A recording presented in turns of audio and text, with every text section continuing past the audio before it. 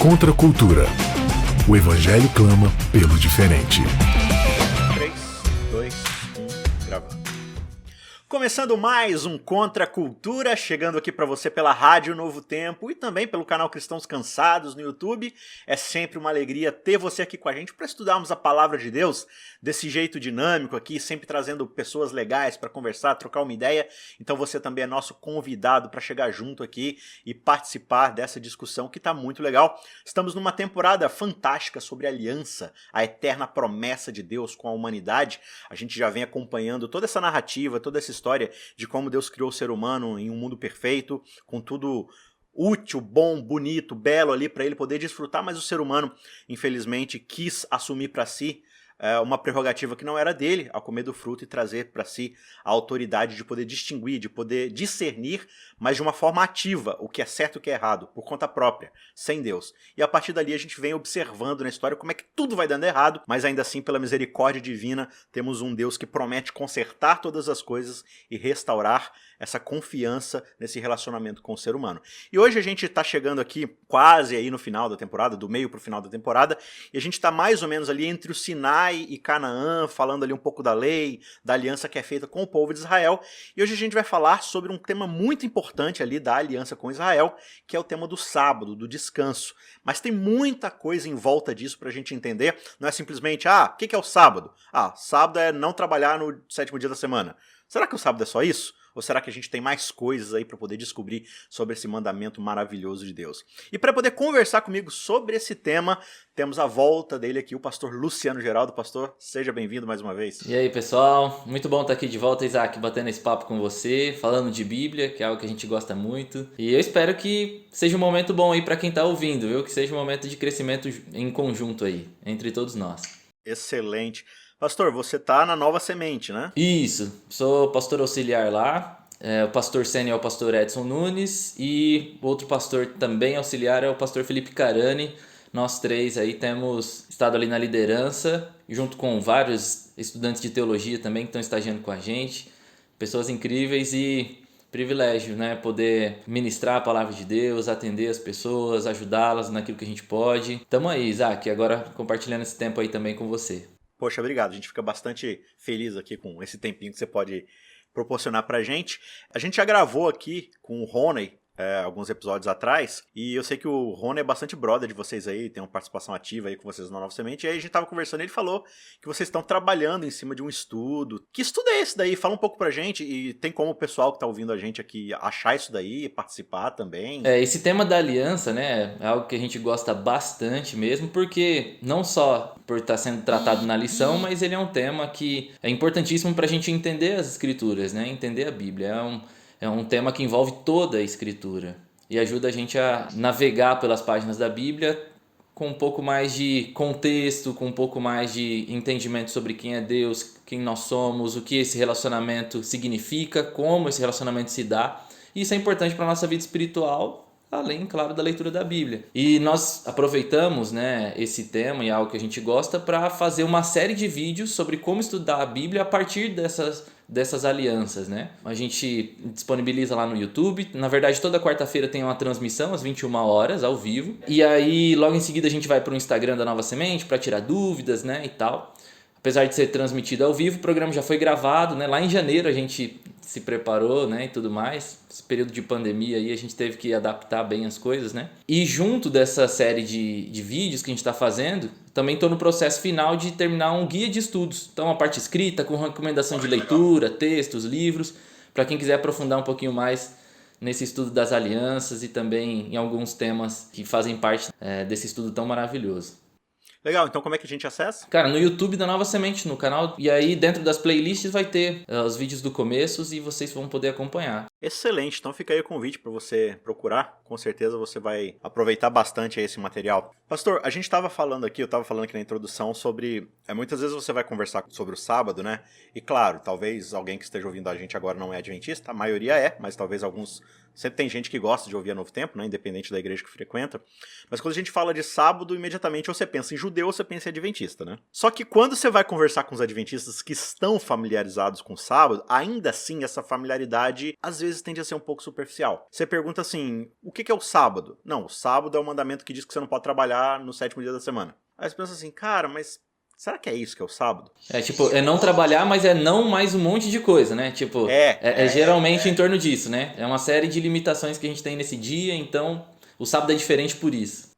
O sábado é conhecido por as coisas que eu sou privado de fazer, inclusive coisas que não tem nada a ver com trabalho muitas vezes, né? Mas ainda assim, na nossa cabeça, a gente entende que não pode, que não sei o quê.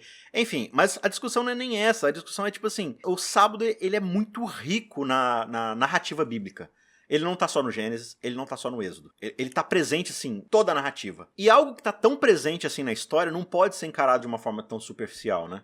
Eu acredito que, por ele estar tão participativo, assim, dentro da trama bíblica, eu acho que existem muito mais coisas que esses autores, e Deus, obviamente, está querendo ensinar pra gente. Não é à toa que a gente vai ver com tanta recorrência, né? Aparecendo não só o mandamento, o sábado, mas a ideia de descanso, né?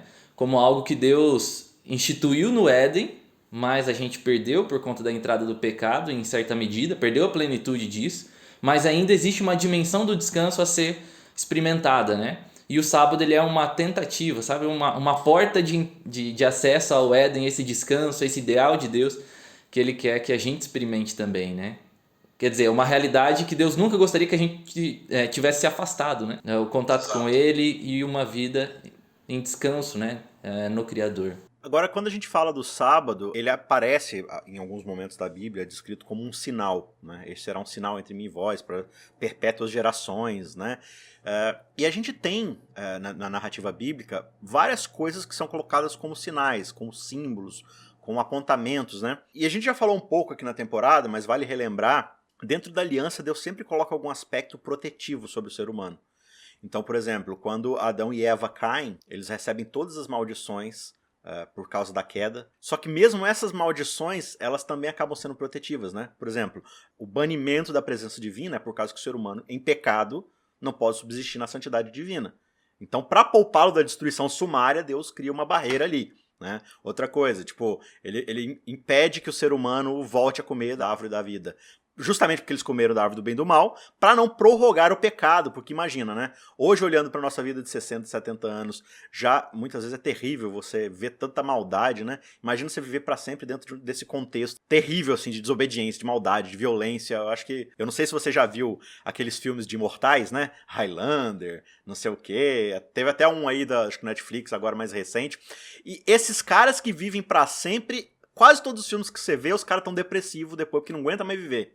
Porque o cara já passou por tudo, já viu muita besteira e tal. Então acaba também sendo uma medida protetiva. Então, quando a gente fala do sábado, e fala de sinal e de mandamento e tal, também tem um pouco desse aspecto protetivo que eu acho que seria interessante a gente chegar lá.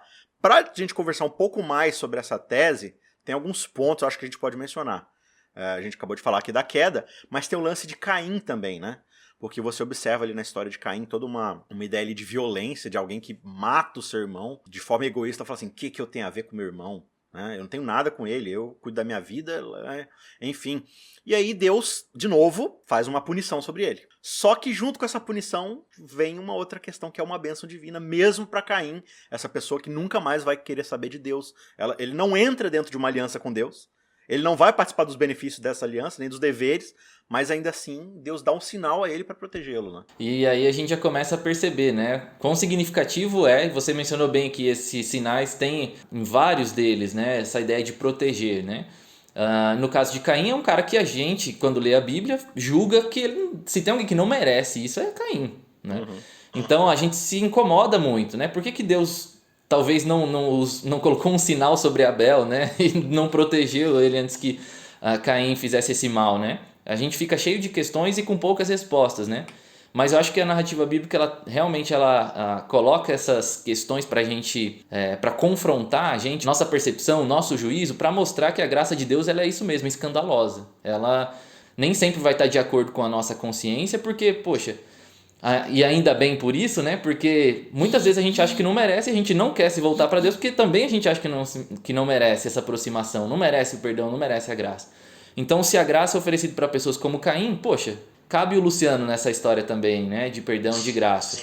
A gente vai ter depois um outro sinal da aliança, né, que é a circuncisão. Era uma marca na carne para a descendência de Abraão levar para sua posteridade, como um sinal de que o nascimento e a longevidade da linhagem de Abraão, né, o nascimento de Isaac e de todos os outros descendentes, não seria de modo natural, mas seria por uma ação sobrenatural do Deus Criador, né?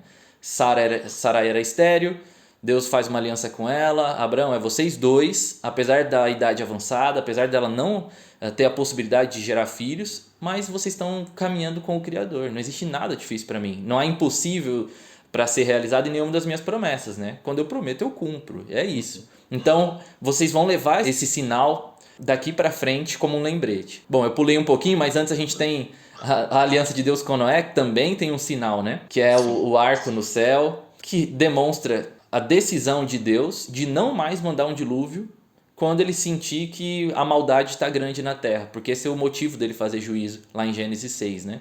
Exato. Então Deus ele olha para a situação do ser humano e ele fala: o coração do ser humano é mau, tanto os que pereceram no dilúvio quanto de Noé e de sua família. Então, se eu não estender a minha graça, não tomar uma firme decisão de não mais enviar o dilúvio, os seres humanos não vão sobreviver. E aí então ele coloca um sinal para que ele mesmo pudesse se lembrar daquilo que ele se comprometeu a fazer. E claro, a gente, quando olha para esse sinal, a gente lembra que Deus se lembra. E aí a gente fica tranquilo, né? Porque não depende de nós, está para além de nós. E aqui esses dois sinais, Abraão, o sinal na carne de Abraão, que é a circuncisão, e o sinal do arco no céu, eles têm uma comparação, né? Eles são equivalentes. Não tem a ver com a ação humana, tem a ver com uma ação divina em relação aos seres humanos. Você estava falando de Noé aí, e é interessante que assim, a história de Abraão ela está espelhada com Babel, né? As duas estão em paralelo ali, obviamente separado por 600 anos, mas o capítulo vira e já começa a história de Abraão. Mas olha que interessante, quando Deus dá esse sinal que você mencionou, que é o arco, né, o arco-íris, ele fala assim, ó, eu me lembrarei que a promessa que eu fiz de não destruir tudo novamente. Então, Deus está praticamente falando o seguinte, toda vez que vocês olharem para o céu e verem esse arco, vocês vão lembrar que eu sou o Deus que salva vocês. Trago a salvação, assim como eu trouxe a arca, assim como eu preservei a família de Noé e tal. E aí você vira a página e o povo está tentando construir um monumento que se opõe frontalmente ao arco. Se o arco é o grande símbolo da salvação que provém de Deus, a torre é o grande monumento da salvação que o homem deseja alcançar pela sua própria postura, pela sua própria força. De certa forma, de novo, você vê o mesmo paradigma de Adão e Eva, do tipo, Deus criou tudo, mas eu que vou sequestrar para mim todas as prerrogativas de fazer aquilo que só Deus vai fazer, né?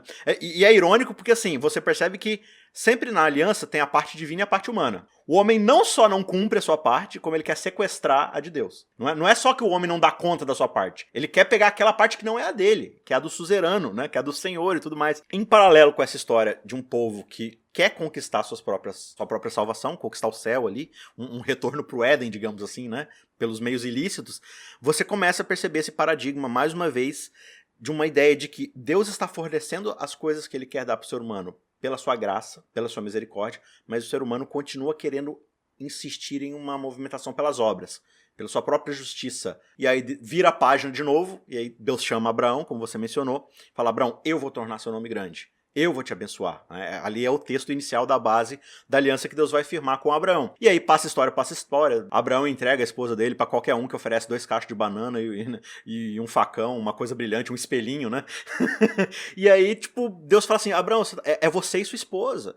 Aí Deus ainda precisa mudar o nome dela pra princesa, né, pra Sara, pra falar assim, ó, não esquece que ela é importante dentro da aliança. Não é Ló, seu sobrinho, não é o Eliezer, né, o teu servo. Isso, Damasceno. Não são eles. Eu vou te dar um filho. Ah, tá bom, senhor. Então, peraí, deixa eu engravidar minha... E também não é só você, Abraão. Exato, então assim, senhor, então sou eu que vou fazer o filho? É, você que vai fazer o filho. Tá bom, então vou fazer como escrava. Não! Para, né? Tipo, não é assim. E aí o contexto da circuncisão vem após ter engravidado a escrava. Então acaba sendo um lembrete, assim como o arco lembra da salvação que vem de Deus, Deus está falando assim, olha, aquela semente que eu prometi para Eva e para Adão, eu vou dar. Então sossega o facho, você e sua esposa estão dentro da aliança, eu vou cumprir e tal. E aí Deus fala que esse vai ser um sinal de perpétua lembrança para essas gerações. A marca é na carne para que eles não confiem na carne, né? Para que eles confiem na misericórdia divina. E aí a gente começa a se aproximar mais lá do sábado, e agora você tem um Deus tirando o povo do Egito, tirando um povo escravo do Egito, falando assim, olha, eu salvei vocês, eu libertei vocês da escravidão. E aí vocês vão ter algumas tentações agora que vocês são livres. A primeira é querer voltar para a escravidão, coisa que o povo fica fazendo no deserto o tempo todo. Ah, mas pelo menos lá tinha cebola. Nossa, vai gostar tanto assim de cebola pra querer voltar a ser escravo só pra comer cebola, né? É um negócio que não dá pra entender, né? Simplesmente não dá. Eles estão dispostos a voltar pra escravidão por uma especiaria, por um legume diferente, sei lá, né? E aí Deus atrela o próprio ciclo da alimentação deles ali no deserto, né, que é o maná, com o sábado. E aí assim, não só o sábado vai ser agora um sinal para que eles não voltem a ser escravos, mas que eles não sejam o próximo Egito. Porque quando você observa o texto do sábado, acho que a gente já pode entrar aqui, depois a gente volta em outros pontos, mas é bem importante porque o mandamento do sábado ele diz, olha, lembra-te do dia de sábado, santificar, tal, Deus fez tudo, então você não vai confiar no seu próprio trabalho. Mas você tem artigos ali, tópicos dentro do mandamento do sábado, que ó, o teu servo não vai trabalhar mais da conta, o teu animal não vai trabalhar mais da conta, porque lá no Egito era assim. Lá no Egito não tinha sábado, não tinha domingo, não tinha noite, os caras trabalhavam que nem louco. Então, para que você não seja o próximo Egito, você vai fazer teu animal descansar, teu servo. E se vier algum estrangeiro e entrar na terra de vocês, que nem vocês eram estrangeiros lá no Egito, vocês não vão transformar eles em escravos também, vocês vão deixar eles descansar, tal. Então você percebe que o sábado se torna esse seguro, assim como a circuncisão é, assim como o arco-íris é, mas o que a gente percebe no padrão dessas três memórias, desses três sinais, é que o ser humano ainda assim consegue ignorar drasticamente todas elas, né? Pro seu próprio problema, né? Pra sua própria destruição. Pra sua própria ruína, né? Quem perde com isso é só o ser humano, né? Porque o compromisso de Deus permanece, né? Ele tá disposto a continuar fazendo o que ele fez no passado daqui pra frente também. E os sinais são pra gente não perder isso de vista, né? Não esquecer. Só um ponto antes de você prosseguir que você falou aí, eu lembrei que tipo, no português a gente traduz como lembra-te do dia de sábado para o santificar. Já no inglês ele é remember the Sabbath day to keep it holy, para mantê-lo santo. Eu acho que essa é uma tradução um pouco mais próxima do original, porque nós não santificamos o sábado. Quem santificou o sábado foi Deus, e o que Deus santificou, não importa o quanto eu quebre o sábado, ele vai continuar sendo santo. Eu não influencio na santidade do sábado, eu posso apenas entrar e participar dessa santidade. Né? Então assim, a gente fica assim, não, porque eu tenho que santificar o sábado, fazer isso, fazer aquilo, não sei o que. Não, o sábado já está lá, ele é santo, Deus colocou características nele que o fazem ser santos. E a gente ou participa dessa santidade ou se mantém afastada dela. Né? É tipo um convite divino, né? E quando vocês participarem disso que eu estou realizando, vocês vão desfrutar de tudo aquilo que eu desejava no início, que é a bênção, desfrutar da santidade, desfrutar da vida e do relacionamento comigo, né? Mesmo o sábado, né, que está aqui no coração da lei, né, a gente poderia colocar, o coração dos 10 mandamentos, ele só é possível não porque nós decidimos, ou o povo de Israel em algum momento decidiu guardar o sábado, né? Mas é porque Deus ele já tinha realizado vários sinais no Egito no processo de libertação, né, do povo de Israel. Então, as pragas, né, que a gente chama de pragas no Egito, elas também são chamadas de Ot, ou Tot, né, sinais em hebraico também. E é curioso porque vários desses sinais que a gente vê em Gênesis está ligado com o Criador, o Deus da aliança, e agora esse Deus também começa a manifestar para esse povo, o povo de Israel, no Egito, que ele continua sendo o Criador, né? Apesar do povo estar naquele contexto difícil, esse Criador agora vai levar a história adiante e não tem nada que vai o impedir, nem mesmo o faraó, o seu exército, nada. E o último dos sinais, né, é justamente o da Páscoa. E o sangue, né, ele era posto sobre o umbral das portas para que fosse sinal, então, para o anjo tal, que viria. Acho que a gente já conhece bem a história. Ele olharia para o sinal e saberia, né? Não, esses aqui escolheram confiar em Deus e tal. Então, o sábado ele só passa a ser um sinal para o povo de Israel porque antes de qualquer coisa, Deus os livrou. Então, o sábado começa como uma dádiva junto da dádiva da libertação, do livramento. Então, isso que você falou de o sábado ser um sinal da liberdade e também uma forma de manutenção da liberdade para o povo de Israel não virar um Egito, né?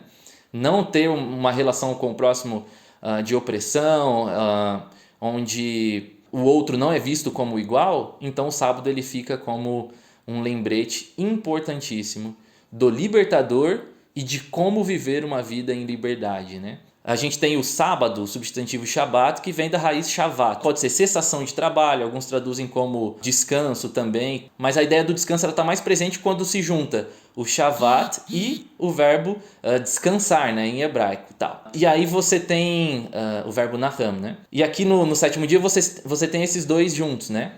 Mas a primeira vez que a raiz Shavat vai aparecer no livro de Êxodo, está lá em Êxodo 5. E é naquele primeiro momento em que Moisés vai falar com o faraó. E ele vai pedir para que o povo seja liberto e tal. E aí faraó ele confronta Deus dizendo: não conheço o Senhor, não vou deixar o seu povo ir, não vou deixar Israel ir. E logo em seguida faraó ele vai dizer: olha, por que Moisés e Arão? Por que vocês interrompem o povo no seu trabalho? Isso no verso 4. Ide as vossas tarefas. E a ideia que a gente tem aqui é que enquanto Moisés e Arão vão falar com o faraó, o povo faz uma greve geral, né? Pô, vamos esperar aqui para ver a decisão que Faraó vai tomar. E isso incomoda profundamente Faraó. Por quê? No Egito não tem pausa, não tem descanso. O sistema do Egito é um sistema onde eles precisavam engrandecer os deuses, né? Faraó mesmo era considerado uma personificação dessas divindades, né? E agora não existia possibilidade de pausa. Não existe um estágio em que as coisas são suficientes.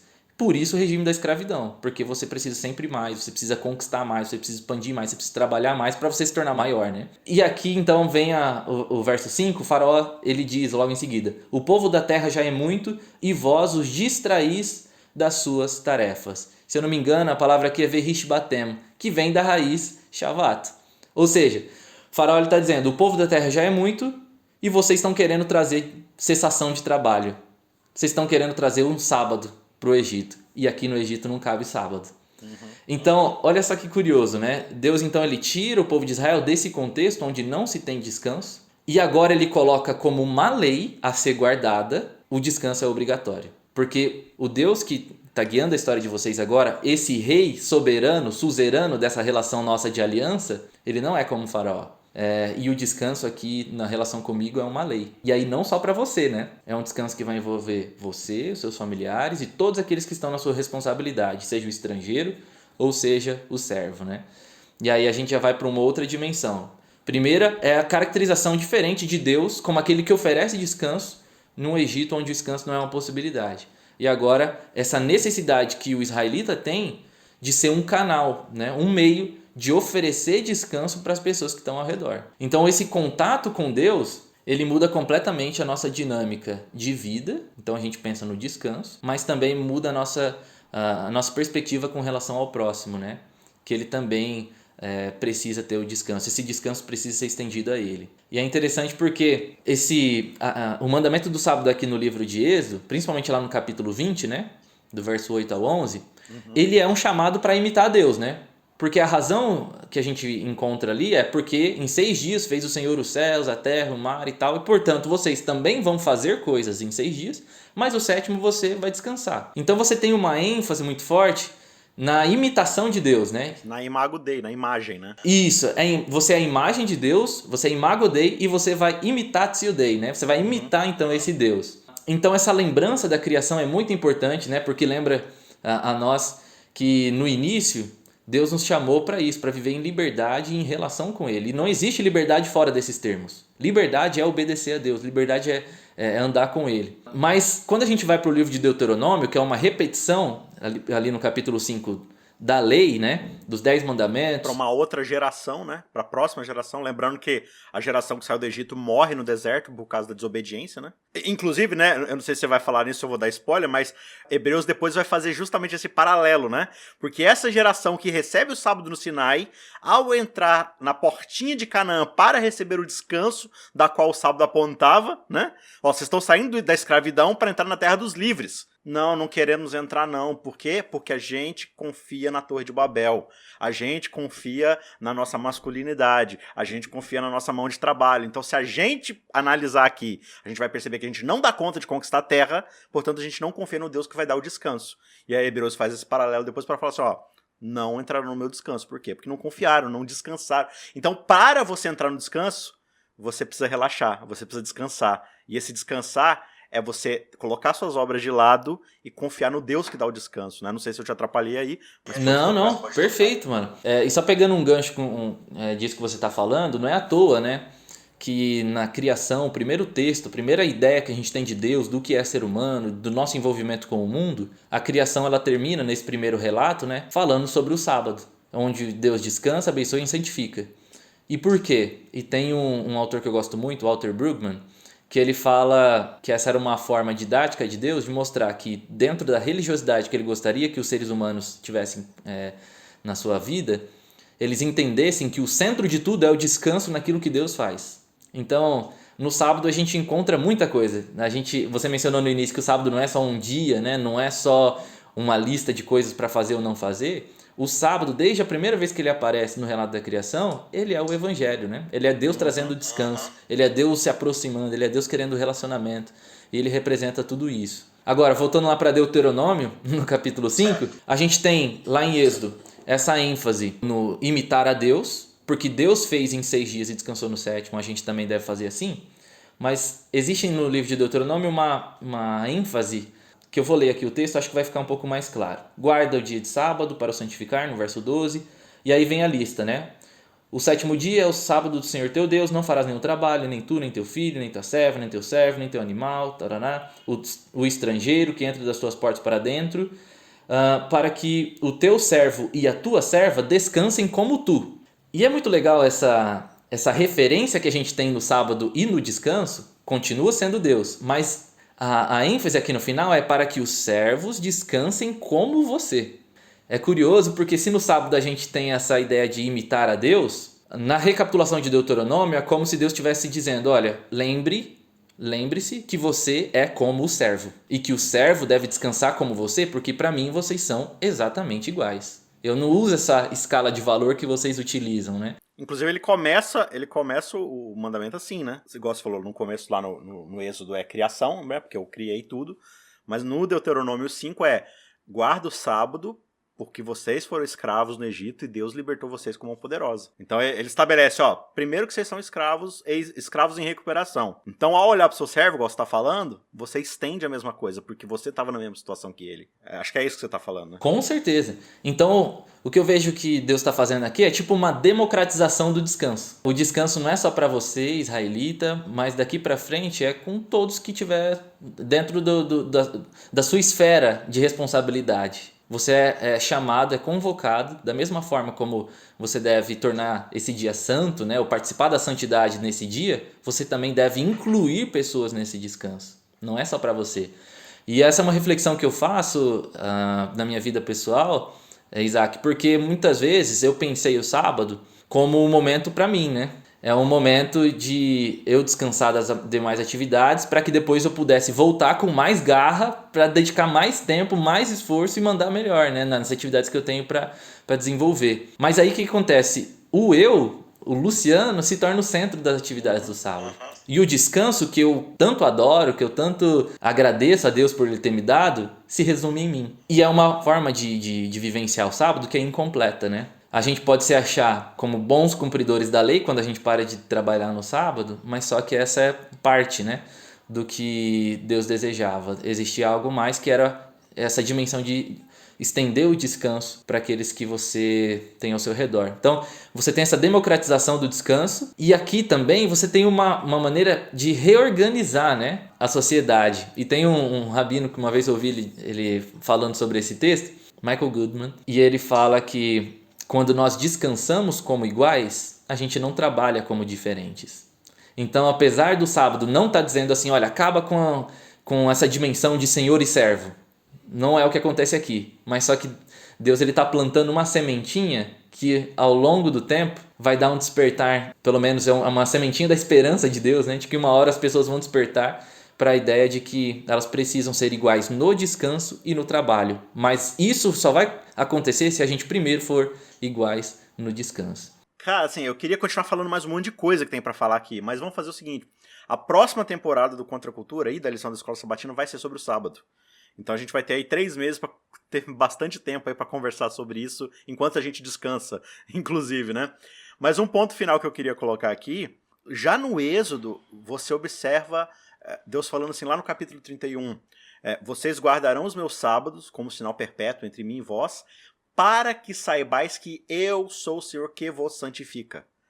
Então, a gente tem uma tendência de trazer muito o sábado para a questão da obediência, da obra, do que eu faço. Até o meu descanso é um descanso ativo de justiça própria, né? Mas tanto aqui no Êxodo, como você vai ver lá na frente, acho que é Ezequiel, se eu não me engano, essa frase repetida, né? O sábado é um sinal que é onde você vai descansar como lembrete de quem santifica você sou eu. Então, Abraão, você vai circuncidar o teu membro para te lembrar que quem te dá o descendente sou eu. Noé, você vai olhar para o arco para lembrar que quem salva você da destruição sou eu. Né? Então, assim, aí a gente cai naquela tendência de querer, mais uma vez, perverter o símbolo e fazê-lo ser sobre nós. Igual você falou aí sobre, o sábado, no fim das contas, é sobre mim. O sábado é sobre o que eu faço, eu deixo de fazer, sou eu. Nunca é o outro, nunca é olhar para a criação. E a gente esquece que o sábado, de novo, também está dentro do contexto da aliança. E a aliança, ela se resume em ti, a partir de você, por causa de mim, serão benditas todas as famílias, todas as nações, todos os indivíduos da terra, né? Então o sábado, como você bem colocou, e se você quiser finalizar com isso, é esse chamado para uma santidade coletiva a partir de quem Deus é e do que ele está prometendo e entregando para a humanidade. Né? Com certeza, cara. Principalmente se a gente colocar o sábado dentro desse contexto de aliança, o relacionamento com Deus, ele muda nosso relacionamento com o mundo, muda o nosso relacionamento com o próximo. Ele reorienta a nossa vida. Primeiro, nos dando uma nova identidade, né? O povo de Israel era escravo. De repente, Deus chega e fala, olha, vocês vão ser meus reis servos, né? Meus vassalos, né? Rei e vassalo. Do nada, assim, ó, do dia pra noite, né? Eu estou exagerando aqui, mas do dia pra noite, Deus ele fala, vocês eram escravos, mas pra mim, agora na relação comigo de aliança, pra mim vocês são reis e rainhas. É isso. E nos remete de novo a Gênesis 1, que é quando Deus cria o ser humano em imagem e semelhança, dando a ele domínio, dando a ele responsabilidade. Deus tenta recuperar esse status de realeza para esse povo, essa nação, esse misto de gente que eram escravos e haviam acostumado a pensar, refletir, olhar o outro, olhar a si mesmo por essa perspectiva. Então, assim, o relacionamento com Deus ele muda completamente a nossa visão. Deveria ser assim, né? Mudar a nossa forma de enxergar o mundo. E o sábado ele é esse convite para a gente relembrar que existe um Deus que quer nos oferecer descanso e quer, através de nós, levar descanso para aqueles que não têm descanso. Seja esse outro quem for, né? Um estrangeiro, um funcionário, seja um filho, uma filha, mas que o nosso papel, a nossa postura diante disso não difere, né? A nossa postura é de levar descanso, estender. Assim como esse descanso chegou até mim, ele vai chegar a todos aqueles a quem eu puder alcançar. Era o que Jesus fazia no sábado também, né, Isaac? Alguns judeus, né, principalmente líderes religiosos, eles se incomodavam demais de Jesus não ficar mais tranquilo no sábado, né? Não aproveitar para descansar mais, ficar na sinagoga por um pouco mais de tempo. Jesus curava as pessoas no sábado. Era o dia da vida e ele levava a vida para aqueles que não tinham alguma limitação, ele levava descanso. Eu acho que ele exemplificou bem essa dinâmica de estender para o outro o descanso no sétimo dia.